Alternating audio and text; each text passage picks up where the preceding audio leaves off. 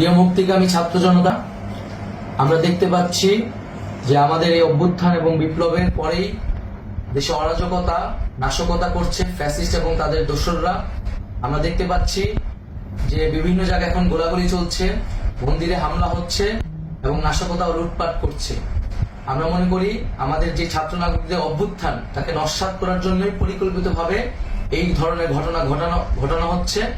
আমরা মুক্তিকামী ছাত্র জনতাকে সজাগ এবং সতর্ক থাকতে আহ্বান জানাচ্ছি এবং আমাদের যে অন্তর্বর্তীকালীন সরকার, আমরা সেই সরকারের প্রস্তাবনা 24 ঘন্টার সময় নিয়েছিলাম। জরুরি পরিস্থিতি মোতাবেক আমরা এখনই তার একটি রূপরেখা ঘোষণা করছি।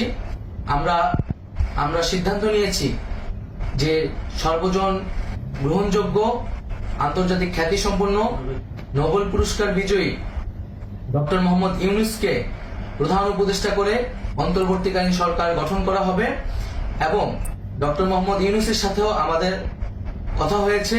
তিনি ছাত্র জনতার আহ্বানে বাংলাদেশকে রক্ষা করতে এই গুরু দায়িত্ব নিতে সম্মত হয়েছে। আমরা সকালের মধ্যেই আমরা এই সরকার গঠনের প্রক্রিয়া দেখতে চাই। রাষ্ট্রপতির কাছে আহ্বান থাকবে যে দ্রুত সময়ের মধ্যে ডক্টর মোহাম্মদ ইউনূসকে প্রধান উপদেষ্টা করে অন্তর্বর্তীকালীন সরকার গঠন করা হোক এবং এই অন্তর্বর্তীকালীন সরকারের বাকি সদস্যদের নামও আমরা সকালের মধ্যে ঘোষণা করব।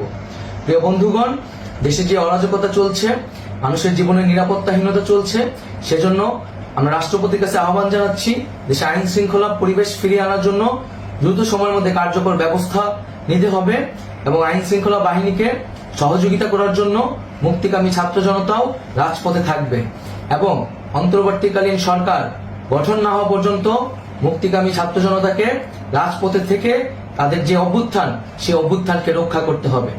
প্রিয় বন্ধুগণ, আমরা রক্ত দিয়েছি, শহীদ হয়েছি।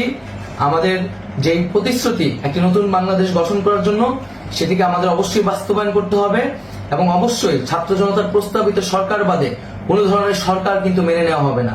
আমরা বলেছি কোনো ধরনের সেনা শাসিত সরকার অথবা সেনা সমর্থিত সরকার অথবা এই ফ্যাসিস্টদের দোসরদের কোনো বিটিম সরকার কিন্তু আমরা মেনে নেব না। কোনো গণবিরোধী সরকারকে মেনে নেওয়া হবে না।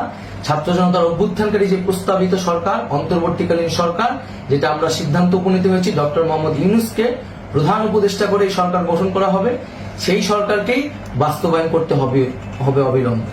আগামীকাল সকাল থেকে সকলকে আহ্বান জানাচ্ছি রাজপথে থাকার জন্য এবং আমাদের যে সাম্প্রদায়িক সম্প্রীতি এবং রাষ্ট্রীয় সম্পদ রক্ষা কমিটির ঘোষণা হয়েছে বৈষম্যবিরোধী ছাত্র আন্দোলনের নেতৃত্বে, সকল পাড়ায় পাড়ায় এলাকায় এলাকায় সেই কমিটি পাহারায় থাকবে। আমাদের সংখ্যালঘু কমিউনিটিকে আমাদের রক্ষা করতে হবে, রাষ্ট্রীয় সম্পদ এবং এই দেশকে রক্ষা করতে হবে আমাদের।